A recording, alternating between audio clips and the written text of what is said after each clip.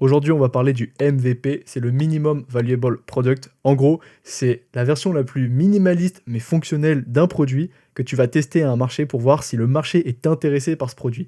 Toi, ça va te permettre de passer rapidement à l'action, ce qui est vraiment primordial lorsque tu essayes de développer une activité en ligne ou tout simplement un business. C'est également important pour éviter toi d'investir trop lourdement un capital, donc pour t'éviter de perdre de l'argent, mais également pour optimiser les fonctionnalités, simplement celles qui fonctionnent réellement, celles qui intéressent les gens. Tout d'abord, avec le MVP, il y a 3 piliers à respecter. Tout d'abord, tu as la faisabilité. Il faut que ce produit il soit réalisable et facilement, très facilement pour que tu puisses le mobiliser sur un marché et que tu puisses le tester parce que si tu veux faire de l'argent, il faut le tester rapidement. Faut pas attendre à commencer à se dire ouais, je vais essayer de faire ça, je vais mettre tel logo, tel branding, tac tac tac. Non, ça va pas marcher. En fait, en tout cas, le retour sur investissement, l'expérience que tu vas en faire, les connaissances que tu vas en acquérir, elles vont pas être incroyables si tu veux. Ce qui est le plus important, c'est de passer à l'action. Quand tu passes à l'action, tu as un feedback, ce qui va te permettre toi d'ajuster ta trajectoire et en fait d'arriver beaucoup plus vite à ta destination. En numéro 2, il faut que ton MVP il soit utile, il faut que tu aies une véritable valeur apportée aux gens, il faut que les gens y voient, ils trouvent un intérêt, même si c'est une version alpha, bêta ou que sais-je, ce que tu veux. En tout cas, il faut que les gens y trouvent leur compte. Et en numéro 3, on a l'intérêt de l'audience. Est-ce que les gens sont intéressés par ton produit? C'est ce qui va te permettre toi très rapidement d'ajuster, de voir s'il y a une véritable demande, si ton offre elle est viable, est-ce qu'elle mérite d'être développée et si oui, comment tu peux la développer. Moi, par exemple, dans mon cas, c'est quelque chose que je vais certainement mettre en place avec ma future formation.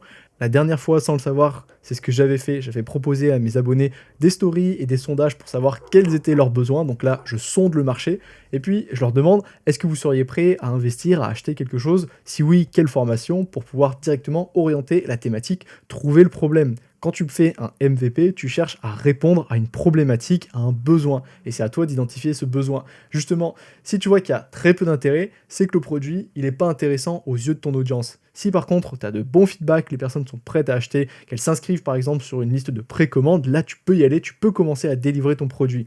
Et donc, c'est ce que j'avais fait. Je les avais impliqués dans ce processus pour voir est-ce que oui ou non, c'était une direction qui les intéressait, est-ce que c'était une thématique qui les intéressait et sous quelle forme, afin d'être sûr, lorsque j'allais produire ma formation, d'avoir des premières ventes. Si je n'avais pas fait ça, je m'engageais à l'aveugle dans un truc qui m'aurait pris du temps, qui m'aurait demandé de l'argent, alors pas tant que ça puisque c'est de la production de contenu vidéo, mais imaginons que que tu sois dans la conception de téléphone, tu vas construire un téléphone, tu sais même pas en fait de quoi tu parles. Si tu construis ton téléphone et que tu tapes à côté, tu vas avoir perdu ton temps, mais également de l'argent. Donc pour éviter absolument ça, il faut sonder un petit peu ton audience, il faut sonder le marché. Idéalement, si tu veux que ça se passe bien, il faut que tu arrives à définir un avatar client, c'est-à-dire le profil type de la personne, quelle est sa tranche d'âge, quelles sont ses habitudes, qu'est-ce qu'il veut faire, qu'est-ce qu'il aimerait faire, quels sont ses problèmes, qu'est-ce qui le fait souffrir réellement. Rappelle-toi que plus tu vas pouvoir résoudre un problème qui est urgent, un problème qui est douloureux, plus les gens vont être prêts à payer rapidement et cher pour avoir ta solution, pour avoir ton service. Une fois que tu as la confirmation que ça fonctionne, que les gens sont intéressés pour ton produit,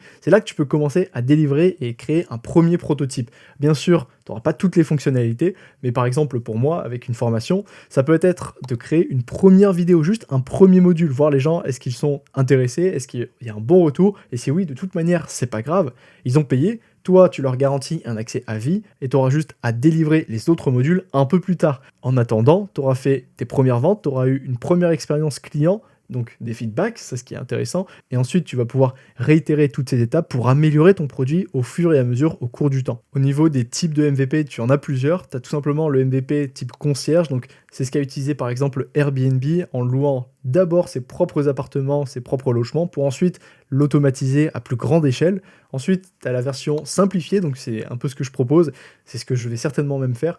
Tu vas essayer de vendre une première version, un prototype de ton produit, voir si celui-là a un certain succès, pour ensuite développer une version bêta qui aura, elle, qui sera beaucoup plus aboutie. Et en dernier recours, la troisième MVP, c'est celui de vendre sans avoir fait le produit. C'est-à-dire que tu proposes un produit, donc là, ça dépend de chacun au niveau de l'éthique, tu proposes un produit, tu fais les ventes de ce produit et tu crées le produit ensuite avec les bénéfices que tu auras créés. S'il n'y a pas besoin de mobiliser de l'argent, tu peux tout simplement t'activer et créer le contenu. Moi, ça pourrait être, je vends la formation, je fais la pub de cette formation, je vois si les gens sont intéressés ou pas. S'il y a beaucoup d'achats, je me mets à la produire, ça devient ma priorité number one. Si par contre, il n'y a que 3, 4 personnes qui me l'ont acheté.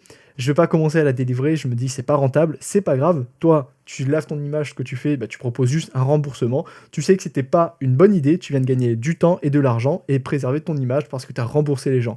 Et ça peut être une technique très efficace. Tout ça pour dire que le MVP, je pense que c'est une véritable arme dans le marketing et du business qui est vraiment sous-estimée par toutes les personnes qui commencent leur aventure de business, notamment par exemple moi. Je l'ai pas encore vraiment essayé, mais si tu veux passer à l'action, c'est exactement l'outil que tu dois utiliser parce que, je le rappellerai sans doute jamais assez, mais passer à l'action et avec vitesse, il n'y a rien de mieux si tu veux développer ton business, si tu veux guérir, si tu veux acquérir de l'expérience et surtout si tu veux faire de l'argent.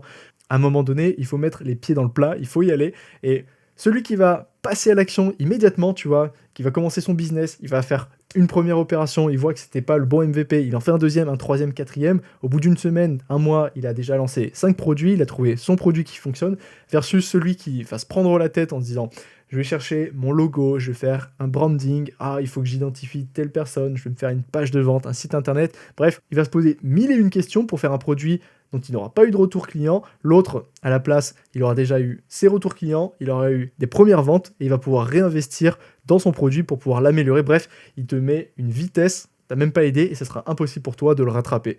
D'où l'importance de passer à l'action rapidement et de créer, d'utiliser le MVP. En tout cas, je suis certain de son utilité, il n'y a plus qu'à le mettre en place.